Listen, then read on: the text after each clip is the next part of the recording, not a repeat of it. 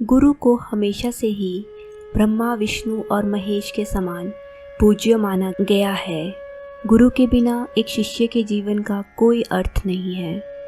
गुरु की महत्ता को देखते हुए ही महान संत कबीरदास जी ने लिखा है, गुरु गोविंद दोऊ खड़े काके लागू पाए, बलिहारी गुरु आपकी गोविंद दियो बताए।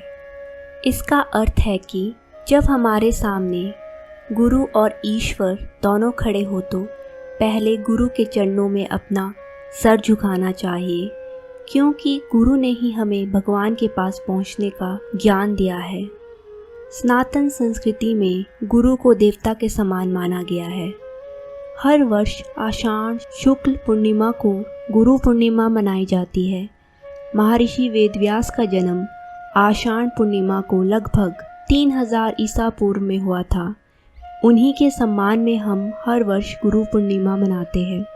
इस दिन महाभारत के रचयिता वेदव्यास के जन्म होने के कारण गुरु पूर्णिमा को व्यास पूर्णिमा भी कहा जाता है। महर्षि वेदव्यास जी को भगवान विष्णु का अंश माना गया है। वेदव्यास जी की माता का नाम सत्यवती और पिता का नाम ऋषि पराशर था। एक बार वेदव्यास जी ने अपने माता से ईश्वर के दर्शन करने की इच्छा प्रकट की और वन में तपस्या करने की अनुमति मांगी। इस बात को सुनकर उनकी माता ने उन्हें वन जाने को मना कर दिया। माँ की इस बात को सुनकर वेदव्यास जी वन जाने की हट करने लगे। उनकी हट की वजह से माता सत्यवती को उन्हें वन जाने की आज्ञा देनी पड़ी। जब वेदव्यास जी जंगल की ओर जा रहे थे, तब उनकी माता ने कहा, जब तुम्हें घर की याद आए तो अवश्य वापस आ जाना। माता की इस बात को सुनकर वे जंगल की ओर चले गए।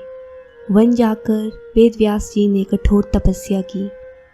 इसके बाद उन्होंने महाभारत, 18 महापुराणों और ब्रह्मसूत्र की रचना की। महर्षि वेदव्यास ने वेदों को अलग अलग खंडों में बांटकर उनका नाम ऋग्वेद, यजुर्वेद, सामवेद और अथर्ववेद रखा। अपनी इन रचनाओं के माध्यम से वे पूरे विश्व के गुरु माने जाते हैं। गुरु पूर्णिमा मनाए जाने के हर संप्रदाय में अलग अलग मत है। गुरु पूर्णिमा योग साधना और योग विद्या से भी संबंधित है।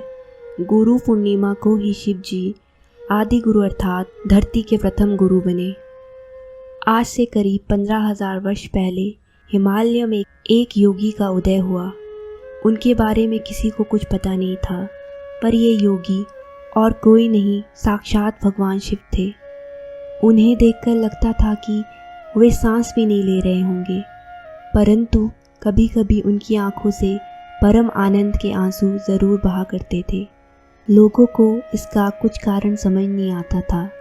थक कर धीरे धीरे सभी लोग वहाँ से जाने लगे, परंतु 7 लोग वहीं रुके रहे।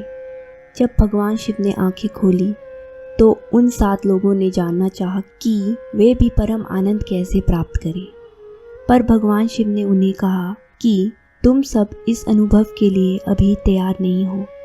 उन्होंने उन 7 लोगों को साधना के तरीके बताए और फिर से ध्यान मगन हो गए। इस तरह कई वर्ष बीत गए।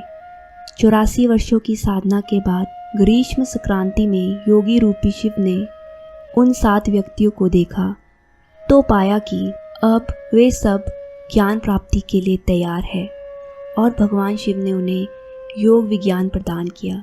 यही 7 व्यक्ति आगे चलकर सप्तऋषि के नाम से प्रसिद्ध हुए। यही कारण है कि भगवान शिव को आदि गुरु और आदि योगी भी कहा जाता है। बौद्ध धर्म के अनुसार ज्ञान प्राप्ति के बाद महात्मा बुद्ध सिद्धार्थ से गौतम बुद्ध बने, तब उन्हें 5 साथी मिले। महात्मा बुद्ध ने आषाढ़ पूर्णिमा के दिन इन 5 को सारनाथ में पहला उपदेश दिया। यही कारण है कि बौद्ध धर्म के अनुयायी द्वारा भी ये पर्व मनाया जाता है। ऐसी ही कहानियाँ सुनने के लिए चैनल को लाइक, सब्सक्राइब और शेयर करें।